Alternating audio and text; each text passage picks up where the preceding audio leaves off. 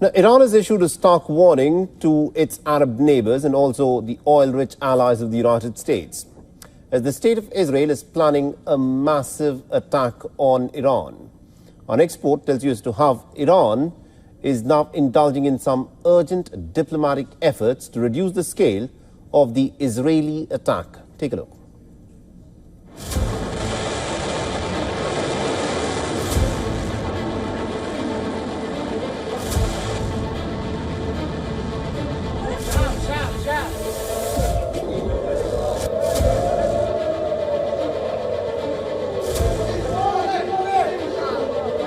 Iran is on high alert. It has been engaging in urgent diplomatic efforts with West Asian countries to gauge whether they can reduce the scale of Israel's response to its missile attack. The uncertainty about whether the United States can convince Israel not to strike Iranian nuclear sites and oil facilities has left Tehran wondering about Netanyahu's next move. The United States has been consulting with Israel on how it plans to respond to Iran. President Joe Biden has warned Netanyahu, saying Israel's retaliation should be proportional. With United States Gulf allies expressing concern, the Biden administration is widely worried that the ongoing tit-for-tat attacks could spiral into a major regional war that pulls the United States in two. The United States' waning influence on Israel could prove to be Iran's reason to worry.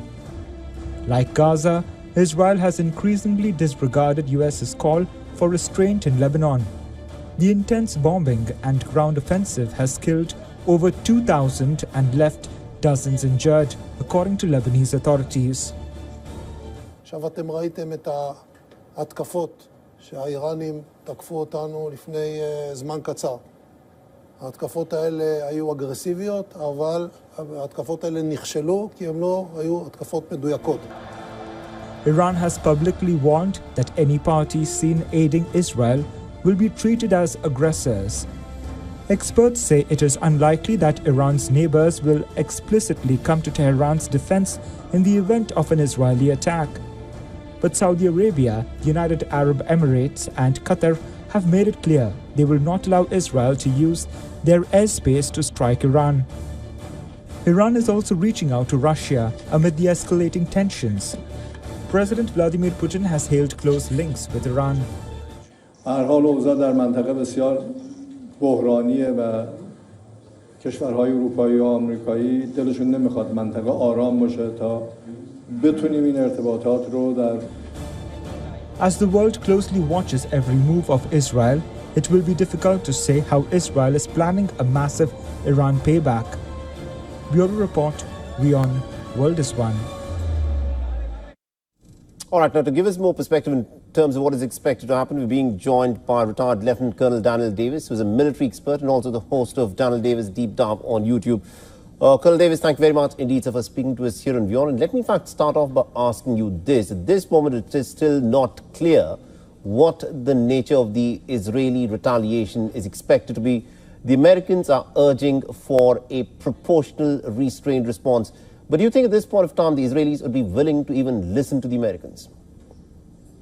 Well, they certainly haven't so far. I mean, you can go all the way back to the U.S. requesting that Israel limit what it was going to do, even in the Gaza Strip, and to be more careful and more precise in its attacks. And of course, none of that took place. The U.S. asked them not to go into Rafah in the south with tanks. They did.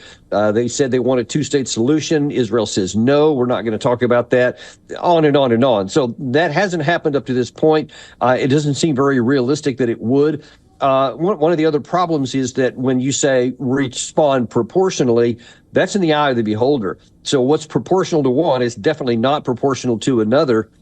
And I think at this point, any kind of strike that is, quote, lethal and painful, to use the Israeli words, on Iran, no matter what anyone in the South or the West may say about proportion, it matters what Iran thinks. And if they get hit with anything, whether it's the nuclear facilities, oil and energy facilities, IRGC/military facilities, they're going to respond because it won't be proportional to them. In their minds, their last strike was the end of it. That was the tit for tat, so to speak. So now than anything else that comes here, there's likely to be a very strong, much stronger Iranian response back to Israel. And then, of course, you just have to go up the rung of escalation ladder, and no one knows where it stops. And also, what is the role that would be of the other Arab nations in the region? Because in the month of April, when the Iranians carried out their missile and drone attack, countries like Jordan and even Saudi Arabia, for that matter, reportedly took part in intercepting some of the Iranian missiles. But in the case of the Israelis staging an attack on Iran, do you think these countries would want to cooperate with Israel? Because Iran has made it clear, if their territories or airspace are being used by Israel for carrying out the attack, then those would become legitimate targets.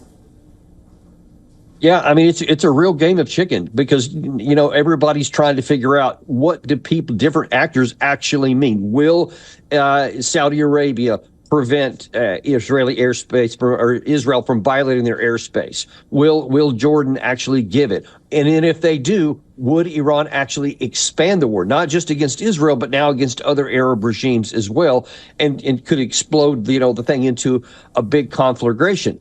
Because it's one thing if Iran has to fight Israel, but if they have to fight Israel and Saudi Arabia and Jordan potentially, then you see that the thing can overwhelm them very quickly, and the cost to Iran could be higher. At the same time, we don't know if the calculation from Tehran is that, well, we're going to get hit one way or the other. So if we're going to get hit, so are they. If our oil infrastructure, for example, gets hit, I'm going to make sure theirs is a payment. Anyone who participated in this will do it.